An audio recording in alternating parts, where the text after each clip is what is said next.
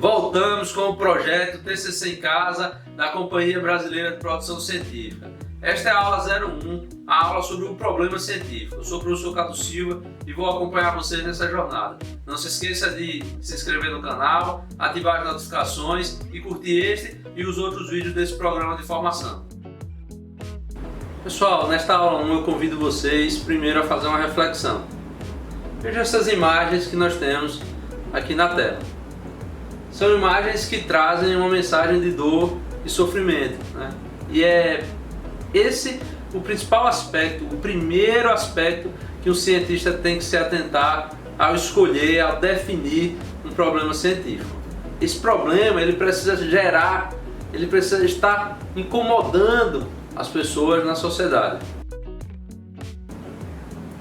Quando nós perguntamos o que é um cientista, qual o conceito de ciência, vocês podem encontrar no Google, nas plataformas de busca, respostas bem rebuscadas.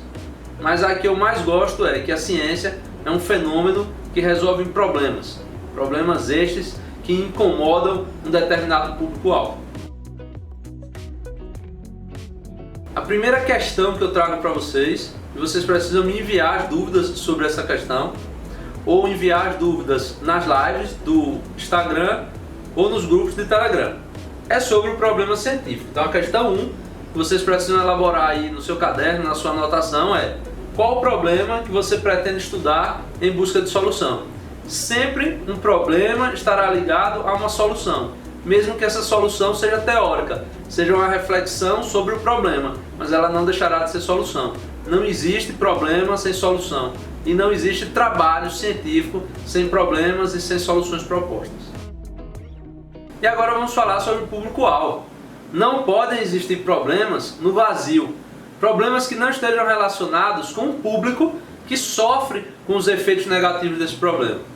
Então a gente aqui vai falar sobre os 3 tipos de público. Existe o público-alvo leitor, que são aquelas pessoas que vão baixar o seu trabalho na internet ou comprar o seu livro numa livraria e fazer a leitura das soluções que você propõe. O público-alvo investidor, que é aquela empresa ou aquele governo que está interessado em solucionar o problema que você estudou. E o público-alvo beneficiário, esse é o principal público-alvo. É o público-alvo que está sofrendo com o problema. É o público-alvo que está sendo atingido pelas consequências negativas desse problema. E a solução que você propõe no seu trabalho visa justamente melhorar a qualidade de vida ou as condições de vida deste público-alvo. E com isso nós chegamos à questão de número 2. A questão de número 2 trata exatamente do público-alvo do seu problema. E aí você vai colocar nas suas anotações qual o público-alvo que se incomoda, que está sofrendo com o seu problema. Não deixe de entrar no grupo de Telegram para baixar o arquivo desses slides e acompanhar nossas aulas da melhor forma. Tão importante quanto definir o problema e o público-alvo é definir o sistema. O sistema é composto por subsistemas. Nessa imagem eu trago aqui um exemplo, o sistema digestivo. O sistema digestivo ele tem subsistemas. E aí a gente pode pegar um exemplo. Se o problema fosse um câncer, esse câncer ele não estaria aleatório. O câncer, o problema, ataca o sistema digestivo. Problema atacando sistema. Então nós temos que ter muita atenção nesse aspecto. E é aí que eu trago para vocês um novo desafio. A questão 3. Defina para o problema que você escolheu qual sistema ele está atingindo. Perceba a lógica. Problema que atinge sistema, gerando efeitos ou consequências negativas. Que bom que chegamos até aqui. Você já compreendeu parte da lógica da produção científica, da escrita científica. Problema de um determinado público-alvo atingindo um sistema e gerando efeitos negativos. Agora a gente tem que parar para pensar qual é a abordagem, qual é o olhar que você vai dar sobre o seu trabalho. Existem 2 tipos de olhares: o olhar cartesiano e o olhar sistêmico. No olhar cartesiano, você vai utilizar conhecimentos de uma única área para trabalhar a sua escrita científica. Por exemplo, você está escrevendo um trabalho sobre Covid-19. Se você só utilizar os conhecimentos da medicina, esse trabalho será cartesiano.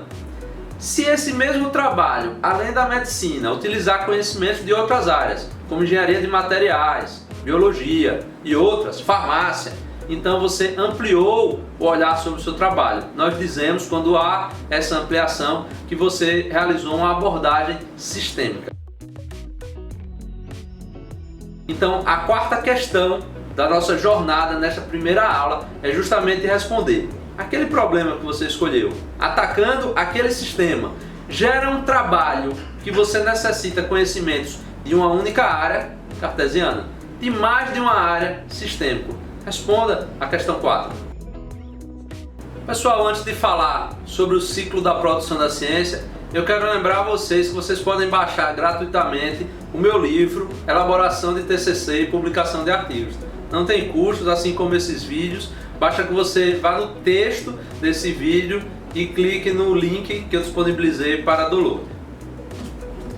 Agora vamos falar sobre algo muito importante. É algo que faz você perceber o seu estágio como cientista. Eu sou um cientista mais experiente ou eu sou um cientista iniciante? Existe o chamado ciclo da produção científica. Ele começa, primeira etapa, com a percepção do problema. Então a sociedade sente a dor, sente o incômodo e passa a perceber um problema. Automaticamente nós chegamos na segunda fase, que é a leitura sobre o problema. As pessoas começam a ler. Na situação atual do isolamento social, surgiu o Covid-19, uma doença que se alastrou pelo planeta inteiro. Automaticamente as pessoas passaram a ler sobre o Covid-19. Então, se você é um cientista que apenas está lendo, você vai poder ler e escrever. São as chamadas pesquisas teóricas. Mas existe um terceiro nível do ciclo de produção científica. Eu percebi, estou lendo, mas também estou coletando dados. É aquele profissional de saúde, aquele cientista de saúde que está no hospital coletando dados sobre os pacientes de Covid. O trabalho que ele vai fazer não vai ser só teórico, vai ser teórico mais campo. Depois nós chegamos na quarta etapa. Independente se o trabalho foi teórico ou teórico mais campo, as pessoas precisam tomar conhecimento dos resultados desses trabalhos. Então, percebi, li, diagnostiquei no campo e publiquei em revistas científicas. O quinto nível é o nível mais desejado. Depois que eu fiz as publicações, o governo, as empresas, a sociedade como um todo começa a reconhecer o valor dos resultados da sua pesquisa. E essa sociedade, essas empresas, esse governo começa a desenvolver ações públicas, projetos financiados baseados no que você publicou. Um cientista ele é mais ou menos experiente pela quantidade de vezes que ele fez esse ciclo girar. Então, muitos cientistas, muitos que estão me ouvindo nesse momento, ainda nem fizeram um ciclo completo. São iniciantes que perceberam um problema do TCC, de uma pesquisa no dia a dia, estão lendo, vão fazer publicações teóricas, vão fazer coleta de dados e fazer publicações teóricas mais campo, publicados nas nossas revistas, vão ser demandados pela sociedade para a execução de projetos. Esse é o nosso ciclo da construção da ciência. Depois de ver como funciona o ciclo da produção científica, o ciclo da construção de ciência, nós chegamos à questão 5. A questão 5 pergunta a você: sua pesquisa vai ser de leitura e escrita teórica ou vai ser de leitura, coleta de dados e escrita teórica mais campo? Responda essa questão nas suas anotações e mande suas dúvidas. Chegamos a uma fase importante da nossa aula. É o momento de definir título e subtítulo. A primeira lição nessa parte da aula é que título é para aspectos genéricos, teóricos da sua pesquisa. E subtítulo é específico, para determinar a coleta de dados. Se o seu trabalho foi apenas teórico, ele não terá subtítulo, ele terá apenas título. Mas se o trabalho, como no nosso exemplo, ele tem um subtítulo, então porque houve coleta de dados. Veja o exemplo: características de eficiência e qualidade de máscaras hospitalares. Teórico. Subtítulo: aplicação no relacionamento com pacientes do Covid-19. E aí eu poderia complementar aí, pacientes do Covid-19 em São Paulo.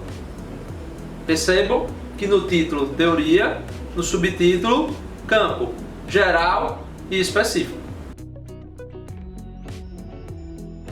Então eu te convido para responder a questão número 6, que fala justamente sobre título e subtítulo. Com atenção que o título e o subtítulo juntos não podem ultrapassar 15 palavras, pois os bancos de dados onde você vai publicar não aceitam títulos grandes. Nós estamos tendo uma aula geral sobre metodologia científica, mas também nós precisamos falar sobre a metodologia do seu trabalho. A metodologia do seu trabalho é o passo a passo que você vai realizar para que o trabalho tenha resultados. Qual é a metodologia mais comum de um trabalho teórico? Leitura, escrita, publicação. Veja como é simples. Mas se o trabalho for de campo, leitura, escrita, coleta de dados, tratamento de dados, publicação. Veja que eu mudo da metodologia teórica para a metodologia teórica mais campo.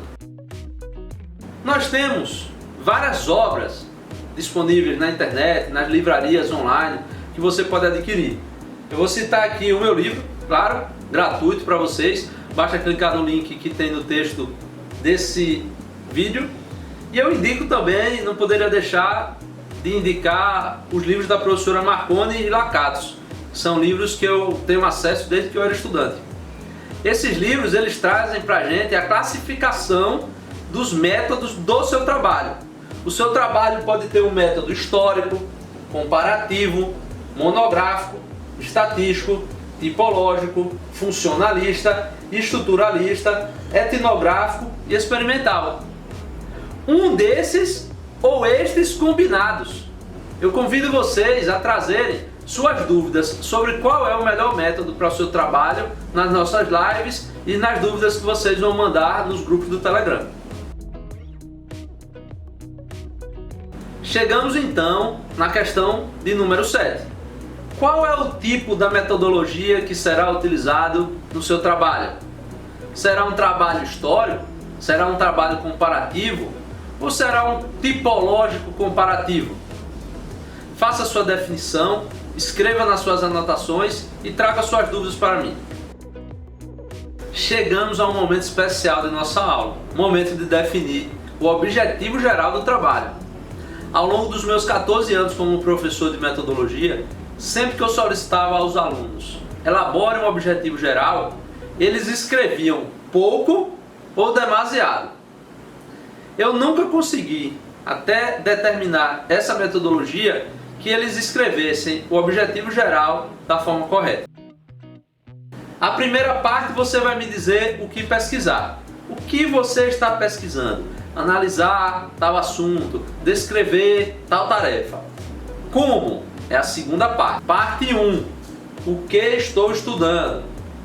Parte 2. Como eu vou estudar? No como eu vou estudar, vocês vão escrever através de pesquisa bibliográfica, através de coleta de dados de campo e vão fazer um breve relato sobre a metodologia do seu trabalho. E aí nós chegamos na parte 3. Parte 3 é especial. Para quê? No para quê você traz a principal justificativa do seu trabalho. A justificativa está relacionada ao resolver a dor ou consequência negativa que você está buscando.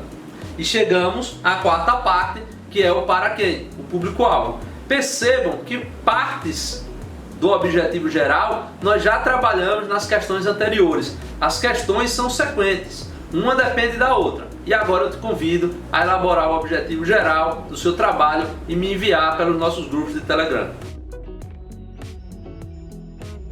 Agora que você já sabe como elaborar um objetivo geral através das partes, eu convido você a responder a questão número 8. Questão número 8. Responda em separado as 4 questões relacionadas ao objetivo geral. Depois, unifique essas 4 questões num único parágrafo, que será o seu objetivo. Eu vou falar rapidamente sobre a amostra e o universo. O seu público-alvo, o público-alvo que tem relação com o seu problema, ele tem uma certa quantidade de indivíduos sofrendo com aquele problema. Se você fizer uma coleta de dados com todos os indivíduos, a sua pesquisa será universal. Se você escolher aleatoriamente ou com auxílio de programas de computador uma determinada amostra, uma determinada parte desse total de indivíduos, então a sua pesquisa foi amostral. Na aula 1, pessoal, era isso que eu tinha para dizer para vocês. Mas eu vou chamar aqui uma convidada especial, nossa diretora de produção, Dudinha, para dar um recado. Oi, pessoal! Não se esqueçam de dar seu like, se inscrever no canal e clicar no sininho. Tchau!